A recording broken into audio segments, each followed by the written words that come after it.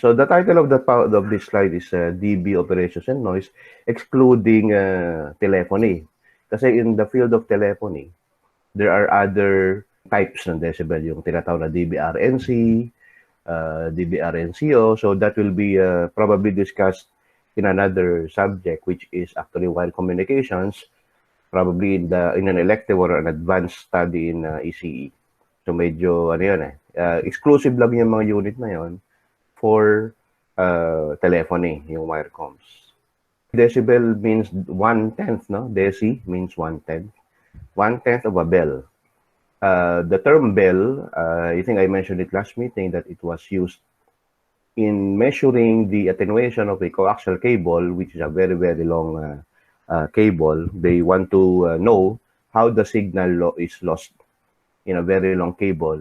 And the term bell is a very, very low value, no?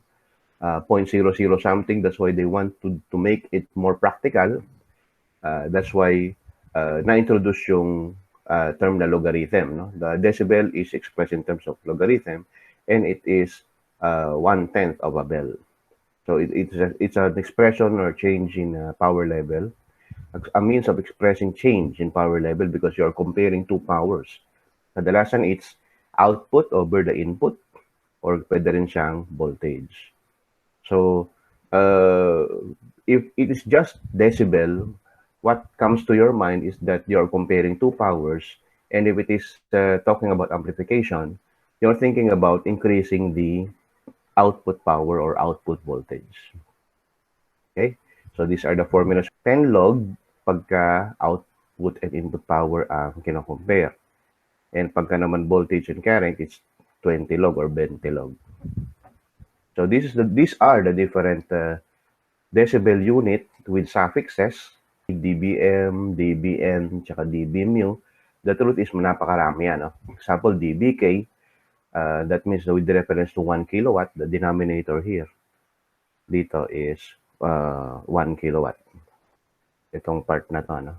Itong power na to, yung times 10 to the 3. So that is the suffix. No? Whatever is the power as a reference, that will stand as the suffix. So kung walang prefix na sa watts, example 1 watt, it is just designated as dBW. So just like yung mga ordinary units natin na expressed by threes, times 10 to the negative 3, times 10 to the negative 6, times 10 to the negative 9, this correspond to dBm, dBmu, dBn, dBp, small p means pico, and dBf, that means femto. So 1 times 10 to the negative 15 has a prefix of femto. That's femtowatts. Okay? So just an exercise. Let's just try to answer these first two. As much as possible, try to practice how decibel is converted into unitless and vice versa. Okay, so for example, so please try to get your calculators, guys. Let's try to solve some problems. How much in decibels is 125 watts? Larger than 45 watts. Paano yan? So, all you have to do is use the formula since watts yung unit. So, the power gain is equal to 10 log 125 divided by 45. So, yan lang yung yan lang yung solution. What's the answer? What do you think is the answer here? So the answer is 4.44 decibels. Okay, number 2. Determine the attenuation. Okay, ito yung sinasabi ko, guys, no? Attenuation. So attenuation is expressed, kunyari nakita nyo, for example, in this problem, the attenuator have an input of 100 milliwatts and an output of 3.5 milliwatts. Okay? So, output is less than the input. Kaya lang, kung isipin nyo, ang amplification dito, ang value negative. Pero ang tinatanong attenuation, ibig sabihin, tanggalin nyo na yung negative. Kasi pag sinabi mo ang gain ay negative, attenuation yon. So pag sinabi mo attenuation, tanggalin mo na yung negative. So in this case, the power gain is, again, 10 log output over the input. That's 3.5 milliwatts over 100 milliwatts. Output over input, di ba? The answer here is definitely negative. Negative 14.6. But, sinabi dito attenuation. So, this is not the answer because that's amplification. The correct answer is attenuation is equal to positive. Kasi attenuation na negative pa parang sa English language, no? Parang double negative means positive, no? So, yun nga lang minsan sa sa slang terms, I ain't got no money. Ibig sabihin, no, walang-wala siyang pera. Parang double negative. Pero in our case, it's supposed to be opposite. Pag sinabi mo ang power gain ay negative, it means attenuation is positive. So the answer here is 14.6. I hope you got the idea, no? The gain is negative, but the attenuation, tanggalin nyo na yung negative. That's how we're supposed to answer. Okay? Take note that in adding decibels, if we're going to ask to add decibels and there is no suffix, kung ano yung decibel unit niya, yun na rin. Example, 7 dB plus 7 dB, the answer is 14 dB. Pero pagka daw yung decibel ay dinagdagan mo ng dBm, so that means you're just going to copy whatever is the suffix. For example, 7 dB plus 7 dBm, the answer is 14 dBm. Ganun din sa iba, no? Pagka nagkaroon ka ng, walang yung suffix dito, tapos isa merong suffix, you just add them as is and copy whatever is the suffix. Okay? However, if we're going to add 2 decibel units with the suffix, we need to convert first yung suffix into specific value. Example, 2 dBm. 7 dBm plus 7 dBm, kunyari. It's not equal to 14 dBm. Okay? You have to convert, nalagay dito, convert the power levels into watts and perform the operation. So, for example, sabi ko kanina, 7 dB plus 7 dB, the answer is 14 dB. If you say 7 dB plus 7 dBm, the answer here is 14 dBm. Or 7 dB, example lang to, no? Plus 3 dB mu, the answer is 10 dB mu. Okay, ganon. Pero, pag sinabi mong 7 dBm plus 7 dBm, it's not equal to 14 dBm. Okay? Why? Kasi kailangan i-convert muna ito ng power. Sabihin natin P1. Ito rin ay P2 bago mo i-convert ng dBm. Okay? So, paano yun?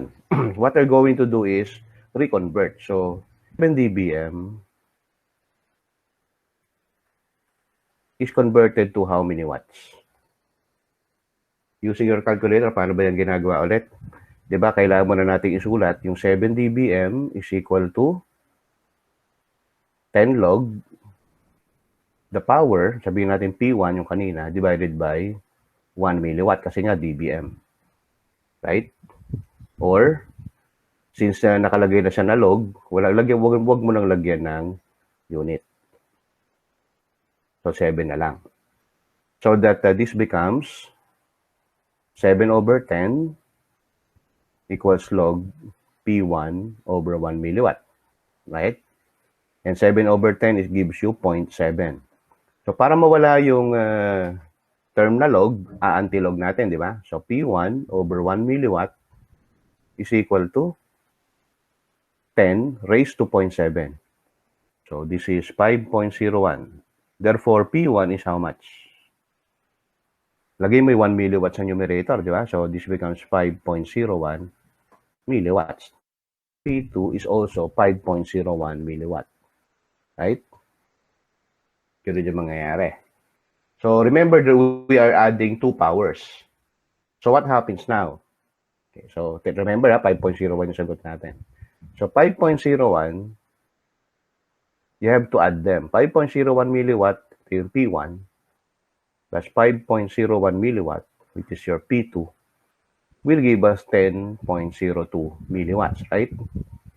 So that the power gain, the total power, APT, in terms of dBm is equal to 10 log 10.01 milliwatt. Ito yung PT. Yeah. 10.01 milliwatt divided by 1 milliwatt. That is how much? The answer is 10 dBm. See? Lumalabas sa kaninang problem, 7 dBm plus 7 dBm is actually not equal to 14 dBm but 10 dBm. See? Ganun pala, hindi pala pwedeng mag-add diretso pagka mayroong suffix.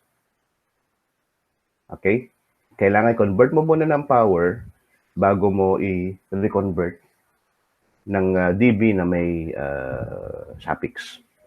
Okay? Pero I'm going to teach you guys a technique na pagka dalawang power, tandaan nyo to doubling the power,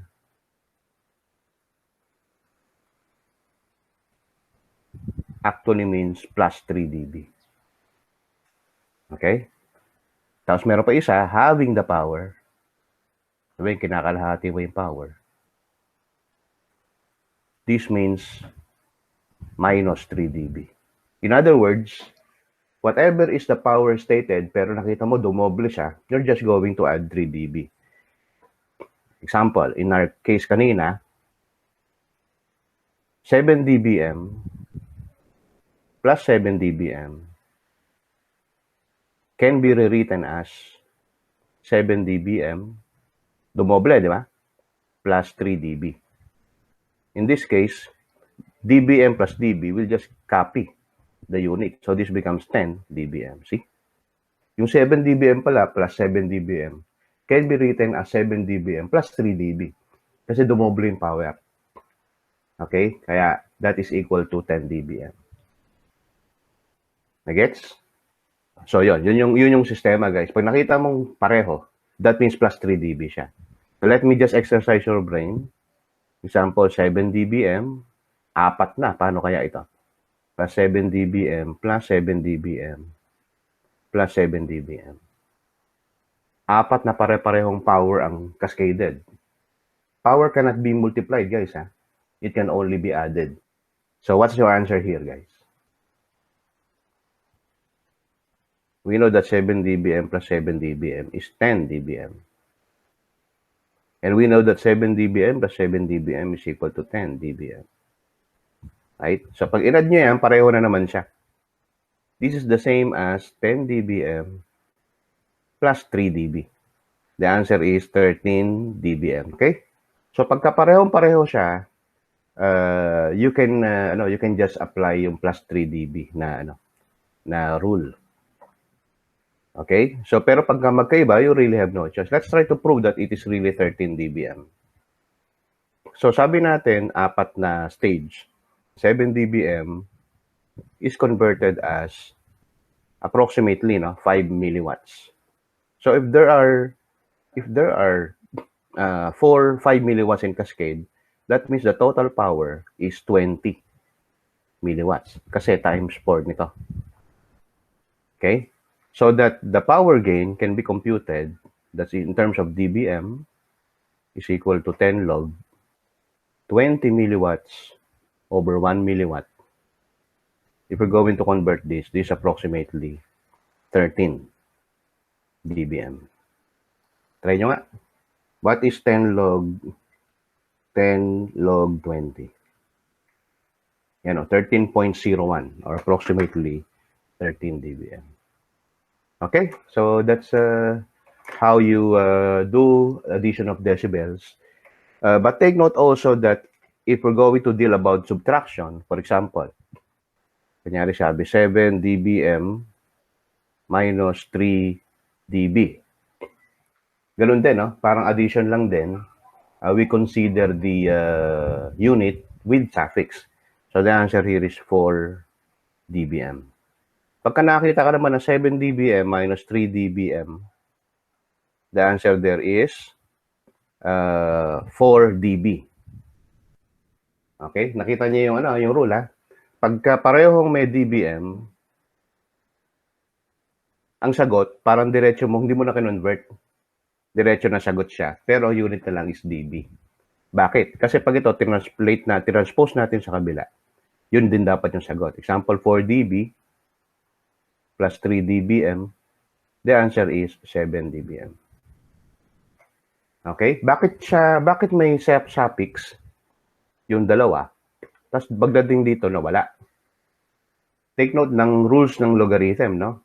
Di ba, lumalabas, kunyari, yung una kasi can be converted as 10 log P1 over 1 milliwatt. Take note that the minus sign here means divide. Pag unitless, di ba? 10 log P2 over 1 milliwatt. So, lumalabas, makakancel yung ating milliwatts and matitira P1 and P2 na lang. Kaya, parang mo sinabi na whatever is the power there, it becomes unitless. Wala na yun, wala na tayong pakialam dun sa reference na to. Ano na lang siya. We're now comparing two powers. That's why the answer for dBm minus dBm will just be dB. Paano kung magkaiba? Just like what we did kanina, kailangan mo i-convert. So for example, sabi, 7 dBm minus, sabi natin 10 dB mu. Paano yan? So we already know that this is converted as P1, that is equal to 5, plus dB mu. So this is actually 5 milliwatts, 5 milliwatts, while this dB mu must be converted into P2. Kailangan mo siya i-convert, then i-add mo. So, just like what we did, 10 dB mu is equal to 10 log P2 over 1 microwatt. Di ba? Yan yung ating minention kanina na conversion. So, that cancel yung 10. So, magiging 1 na lang, di ba? So, 1 is equal to log P2 over 1 milliwatt. And we're going to raise it to 10, both sides. So, that means 10 to the 1, or simply 10, is equal to P2 over 1 microwatt. So that P2 is equal to 10 microwatts. In that case, idadagdag natin sa 5.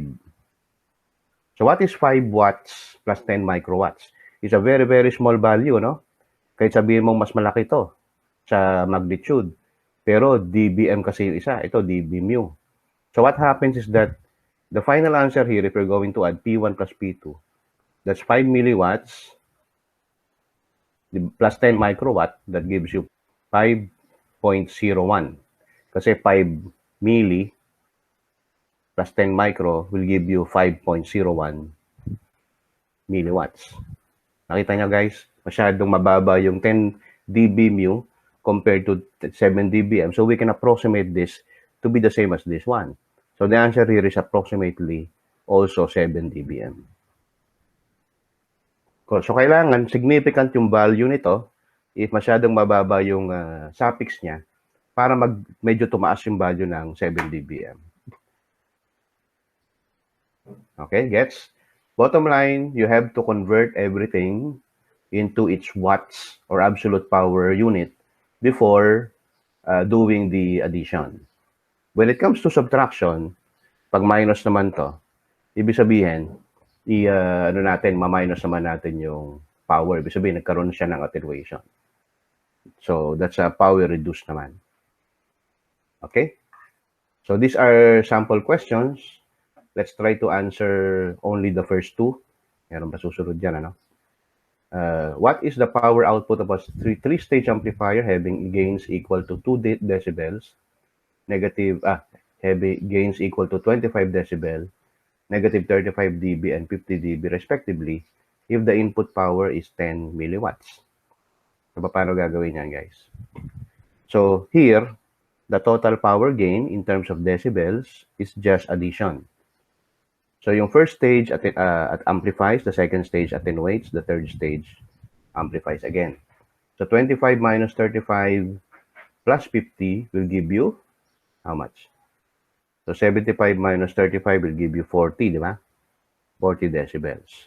That's the overall gain. If the input power is 10 milliwatts, then what is the output power? Sabi.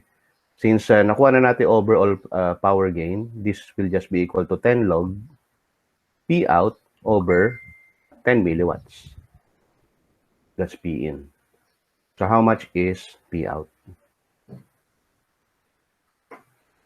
So based on your calculator, actually may sagot nandito, i-verify nyo na lang. So the answer is 100 watts. Okay? Next, number 2. The input to a 3-stage system is negative 12 dBm. Input is watts, but expressed in terms of dBm. The power gain of the first stage is 40 decibels. For the second stage, a loss of 35 dB. And for the third stage, a gain of 25 dB. What is the power output in dBm? So, since yung mga sumunod na stages are all expressed in terms of decibels, all you have to do is add everything. So, negative 12 dBm plus 40 dB, that's gain, loss minus 35 dB, and the last one is 25 dB. So the answer here is in terms of dBm. So negative 12 plus 40 minus 35 plus 25 will give you, the answer is 18 dBm. Okay? So yan, hanggang doon lang muna yung ating decibels. Tapos meron tayong extra topic here about the European expression for attenuation. Ang tawag natin dito guys is Neper units. In attenuation, like the history of cable measurements, decibels has an equivalency in terms of Nepers. And that is in terms of natural logarithms or LN. 1 Neper is 8.686 dB. Remember this, ito yung pinaka-conversion niya. 8.686 decibels, yung isang Neper. Or, if we going to convert Neper into dB, 1 dB is equivalent to 0.1151 Nepers.